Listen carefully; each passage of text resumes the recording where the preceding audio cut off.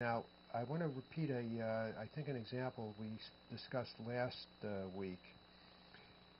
If you look at identical twins, where one has schizophrenia, the probability that the second identical twin will have schizophrenia is about 50%.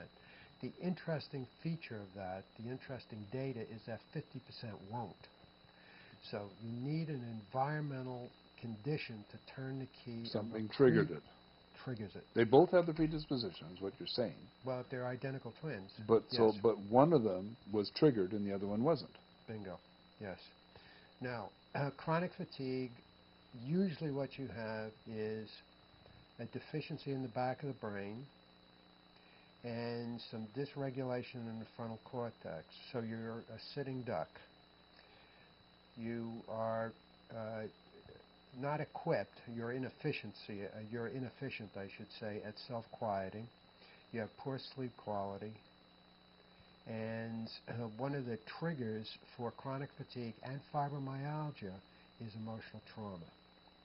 So you usually find those two conditions. Sometimes it can be a severe viral infection. Sometimes it can be a head injury. So whiplash, a car rear-ender, triggers it. I've seen that lots of times too. Yes, in fact, the lady absolutely. last night that I was talking about was in a rear-ender, and she went into 3 years, apparently, of barely able to cope. Yes. But Now, she got out of it. The other part of your question is malingering or secondary gain. If you find that you can live very nicely, thank you, if you maintain your chronic fatigue, then you have strong motivation to maintain your chronic fatigue. Whether it's at a conscious or unconscious level, who cares? The point is that there are enabling conditions. Because I've known people that said they had it and worked out. Lady last night, as I said. She doesn't, I mean, she gets tired, but I get tired. You get tired. I know you do. We all do. If you work 7 days a week, you get tired. That's all that's going to happen. Sometimes you just need to go fishing. So when I talk about a nurse or a school teacher, I've also identified a female position where patients are yelling and screaming and emotion dying in front of you, and huge stresses. Huge stresses. Yeah. And if you're not equipped for it in terms of your neurological predisposition, then you're a sitting duck. So now, should we? You can treat that. You can correct the predisposition. The fact that it's neurological or genetic does not mean it's not correctable. It's not. I love it when you talk like this, because that's what you said to my son. You said, I can fix that. What we were taught in medical and graduate school when I went to school is just wrong, and there's no other way to word it. The brain is enormously plastic, and we have all kinds of evidence for that. Why we don't translate that, or why we haven't translated that into the obvious that the brain can be trained. You can modify brain activity the way you can modify anything. Well, I know you can, because you've demonstrated that to me.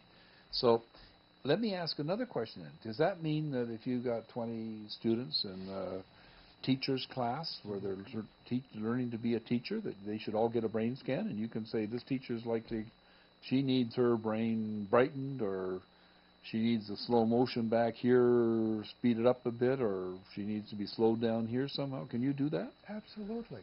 That's exactly what I think should be part of our training programs. You have combat soldiers. It really would be nice if they were stress tolerant, don't you think? Yes, that makes a lot of sense to me. Okay.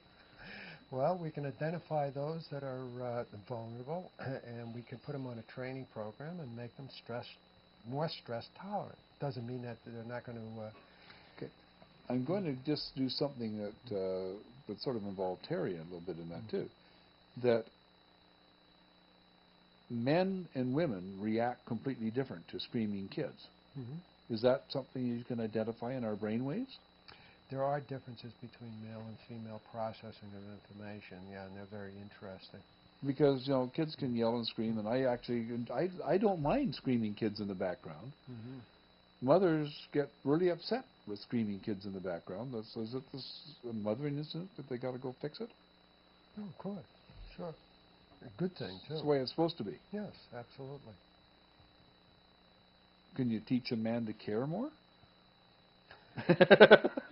I just thought I'd throw that out at you. Okay. Most of my female patients say no. Okay. So let's put it this way then.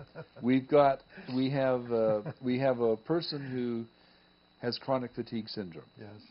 Whether they're a teacher or whatever they are. What do they do to fix it? They come and see you, obviously. What Yes. do you do? Well, an individual who has chronic fatigue, the first thing we do is find out the areas of inefficiency in brain activity, and we have a good idea what they're likely to be. So you do a brain map by Brain map. putting those little electrodes on here, there, and everywhere. That's right. The second thing You don't drill holes or anything. You just put them on top with a little bit of gel to... Yeah, we should go over what that actually looks like. You know, what we do is we put an electrode on each ear and one on top of your head that we move around. We ask you to open and close your eyes, and what we're looking at is the electrical activity coming from your brain at various locations.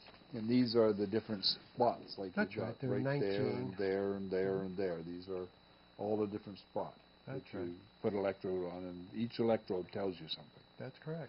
Absolutely. And once we identify the areas that are not functioning well, then there are methods that we use to normalize them. The second thing we have to do is most people with chronic fatigue and fibromyalgia are very heavily over-medicated, and we have to titrate them down off the medication because the medication can make you very, very tired. The medication adds to it. That's okay. correct. We're going to take a break. We're going to come back, and you think about it. And if you got a question, area code 866-980-0499, and we'll be back in a couple of minutes with Dr. Paul Swingle.